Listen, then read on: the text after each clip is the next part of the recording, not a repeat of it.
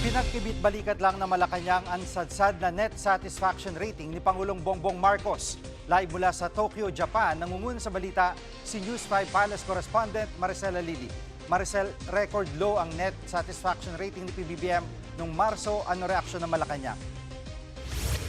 Tama ka, Gigi. Kung pagbabasihan natin yung lumabas na survey sa SWS mula sa dating -3, bumaba pa ito sa -15. So ito nga yung record low mula nang maupo si Pangulong Bongbong Marcos sa Malacanang. Pero nang tanungin natin si Palace Press Officer Claire Castro tungkol dito, ipinagkibit-balikat lamang ng Malacanang itong mga numero na lumabas sa SWS. Ang sabi kasi dyan ni Undersecretary Claire Castro, meron pa rin namang ibang mga survey na lumabas, kabilang na nga dyan ang Okta Research kung saan sinasabi naman na merong highest rating pagdating doon sa satisfaction rate etong si Pangulong Bongbong Marcos kumpara doon sa four top officials ng bansa, at ang survey daw na ito ay ginawa nationwide. Posible daw kasi na yung mga respondents naman na natanong dito sa SWS survey, baka hindi pa raw nakakarating sa kanila yung mga programa o benepisyo mula doon sa programa na ipinatutupad ng pamahalaan. Pakinggan natin yung naging paliwanag tungkol dyan ni Undersecretary Claire Castro.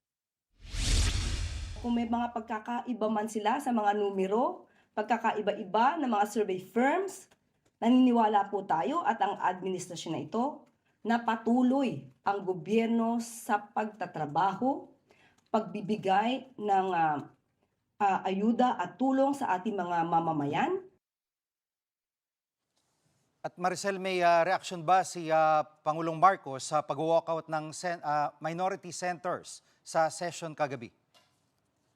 Hindi direkta si Pangulong Bongbong Marcos ang nagsalita. Ang natanong natin tungkol dyan ay si Palace Press Officer Undersecretary Claire Castro. At ang paliwanag nga ni Yusek Castro sa atin kanina, ito daw usapin tungkol sa online voting na alam naman natin na siyang pinag-ugatan nitong pag-walk out ng ilang mga minority senators kahapon dyan sa Senado. Ang paliwanag ni Yusek Claire Castro, sa ngayon wala naman silang nakikita na kalabidad o yung mga force majeure na pwedeng maging basehan para magkaroon ng online voting dyan sa Senate. Unlike daw kasi before, kaya daw pinayagan yung mga Zoom meeting, yung mga online voting, dahil malinaw na meron tayong kalamidad o pandemic. Iba daw ang sitwasyon ngayon. Siyempre, nariyan ang mga concerns tungkol sa baka magamit itong online voting para makapagtago o hindi makita yung mga hinahanap ng batas. So, pero nilinaw din naman ng Malacanang, particular ni Jose Castro, na sa ngayon hindi naman sila nakikialam sa anumang issue ng Senate. Ipinagpapaubaya daw ng Pangulo ang mga desisyon, whether ipupursige ang online voting sa Senado or not, sa mga mambabatas mismo. Gigi. At Maricel, sinabi ni Senator Amy na mukhang pinag-iinitan ang mayorya ng Senado. Lahat kasi ay kinakasuhan at galing sa minorya ang ito. Ano reaksyon dito ng Malacanang? Gigi, itinanggi ng Malacanang yung mga concerns, akusasyon na tila tina-target ng administrasyon yung mga senado o senador na nasa majority block.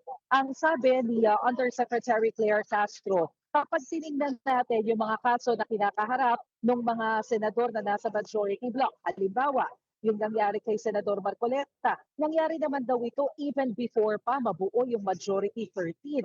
Sabi nga niya, sabi ni Jose Castro sa isang panayam, mismo si Senador Marcoleta nga daw yung umamin na hindi niya naman talaga naisama sa SOSE yung nagiging issue na 75 billion pesos o yung Statement of Contributions and Expenditures. Ngayon din daw sa kaso ni Senador Jinggoy Estrada na nangyari din naman daw yung issue bago pa nabuo ang majority 13.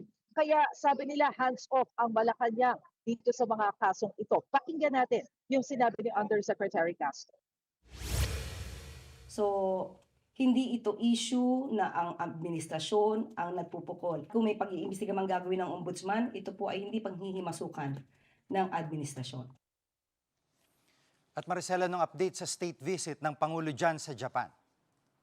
Nako, Gigi, finally nangyari na kanina yung personal na pagbisita nina Pangulong Bongbong Marcos at First Lady Liza Araneta Marcos sa Imperial Palace kung saan ay personal silang tinanggap ng Emperor at Empress ng Japan. Ang paliwanag ng Department of Foreign Affairs, ito daw imbitasyon mula sa Emperor at Empress ng Japan ay pinakamataas ng uri ng simbolo na pagpapakita ng magandang relasyon sa pagitan ng Pilipinas at ng Japan. Nagkaroon din sila ng exchange of decorations kanina. Ibig sabihin yan, ginawaran ng parangal ng Pilipinas ang Emperor at Empress ng Japan, and bilang ganti, ginawaran din naman ng Emperor at ng Empress ng Japan ang Pangulo at ang First Lady ng ating bansa.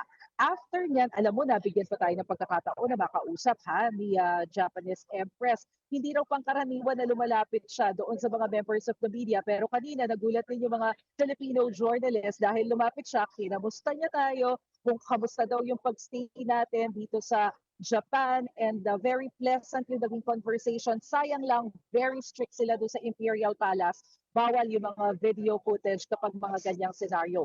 Mula dyan sa Imperial Palace, nagpunta rin at humarap itong si Pangulong Bongbong Marcos doon sa ilang mga members ng House of Council. Ito yung kumbaga mga senador nila dito sa Japan, at dito binigyang diin naman ng Pangulong Marcos na maganda itong timing na pag-uusap dahil matindi yung global tension na nangyayari sa ibang panig ng mundo, at nakakatuwa daw na pareho ng posisyon ng Pilipinas at ang Japan pagdating doon sa maritime issues, dahil yung maritime security napaka-importante daw ito para mapanatili yung isang malaya at maayos na rehiyon. Yan muna ang latest. Balik sa iyo, G. Yan ang ulat ni Maricela Lili live mula sa Tokyo, Japan. Mga kapatid, Jig Manikad po. Pagdating sa mahalagang balita sa loob at labas ng bansa, dapat una sa lahat, mag-follow at mag-subscribe na sa social media pages ng News 5.